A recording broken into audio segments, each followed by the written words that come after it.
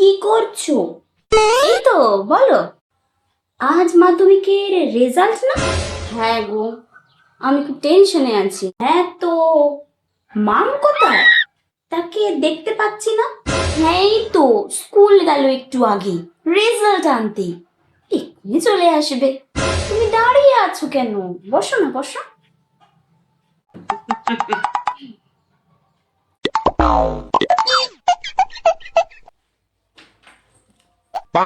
এই তো চলে এসেছে। কি রে, রেজাল্ট কেমন হলো? হ্যাঁ, ভালোই হয়েছে। নাও দেখো। দেখি দেখি, কত পার্সেন্ট পেলি? ওই 80%। মাত্র 80? আমার মেয়ে তো 99% পাবে। মেয়েটা আমার অনেক কষ্ট করে পড়েছে রে, রাত্রি 3টা 4টে পর্যন্ত পড়তো। আচ্ছা, তোদের মতো নাকি? কিন্তু কাকিমা, আমি তো স্কুল থেকে শুনে আসলাম তোমার 40% পেয়েছে।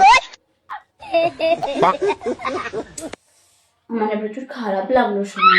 তাহলে তোমার মেয়ের রাতে পড়াটা কি বেকার হয়ে গেল? খারাপ লাগছে গো। না গো দিদি, এবার আমি যাই। আমার আর কি বসে থাকলে হবে? উনুনে ভাতটা বসিয়ে এসেছিলাম, আসলাম।